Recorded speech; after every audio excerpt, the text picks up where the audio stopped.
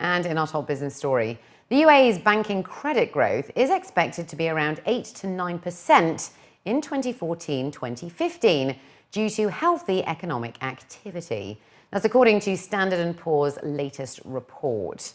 The ratings agency expects Dubai-based banks to grow faster than their peers over in Abu Dhabi, as banks in Dubai have again focused on lending, with most of them improving significantly on their asset quality and funding profiles.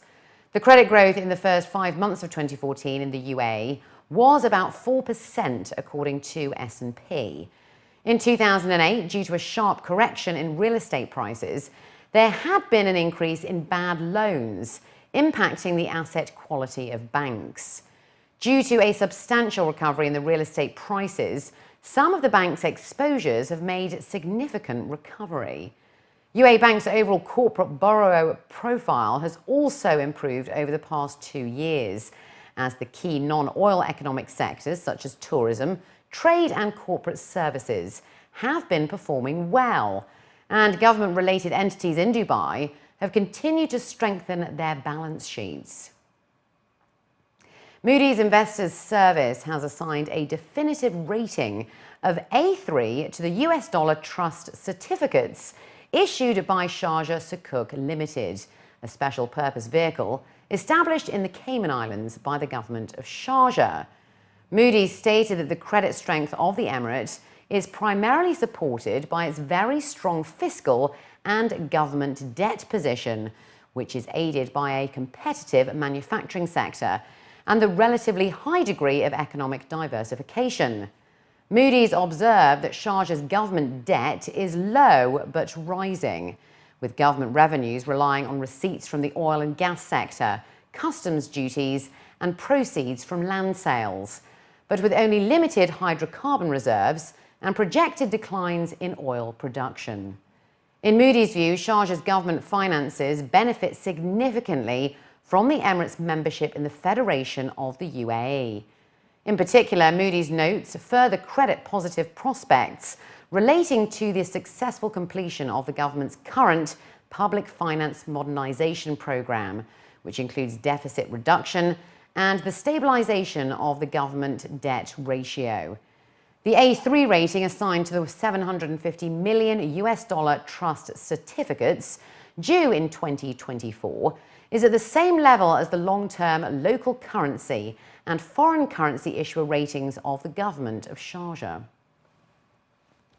Mubadala, the Abu Dhabi-based investment and development company, announced its first half financial results today, showing an increase in revenues to 16 billion dirhams, as compared to 14.8 billion in H1 2013, off the back of higher sales in Mubadala's aerospace and engineering services and energy businesses.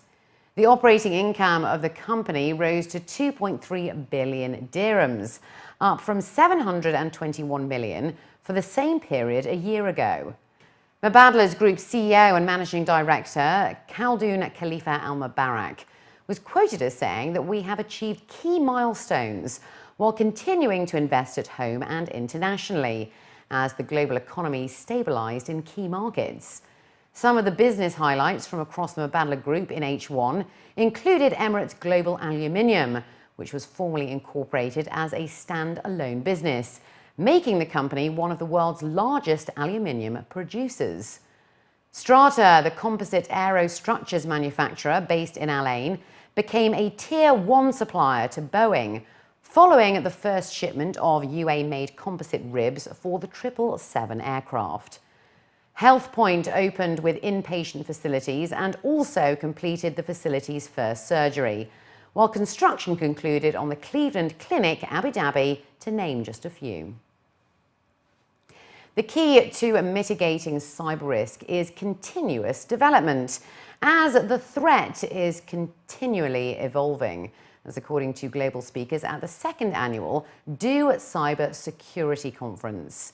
Osman Sultan, the CEO of DO, opened the conference at the Armani Hotel in Dubai today, where it was also revealed that 76% of malicious code infections investigated during the first half of the year by DO were unknown to common antivirus protection, while 38% went undetected by traditional anti-malware. Speakers went on to discuss the importance of information security in smart city and government initiatives and its imperative role in the lead-up to Expo 2020. During the event, DO also announced the winners of the DO Student InfoSec Award that encourages young homegrown talent to participate in the industry, as well as the winners of the first DO Hackathon, where students at universities in the UAE participated in the ethical hacking competition, where 10 teams of white hat hackers fought against one another in smart city models to demonstrate smart city innovations and how to secure them. Marwan Abdullah bin Dalmouk, the Senior Vice President of Technology, Security and Risk Management Operations at DO, said that as we progress into a smarter society, adequate cybersecurity is paramount.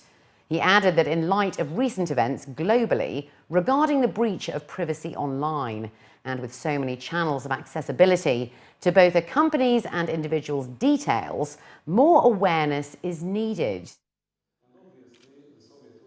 Information security cannot be implemented unless we have better awareness amongst governments, private and academia.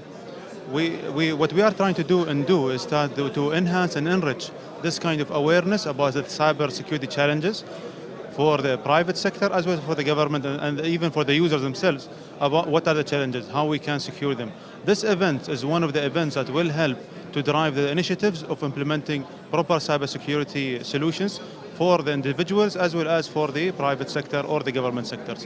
So these are today is the only challenge for us is to have a better awareness, better mindset to implement the right solutions to counter any kind of challenges in the cyber world.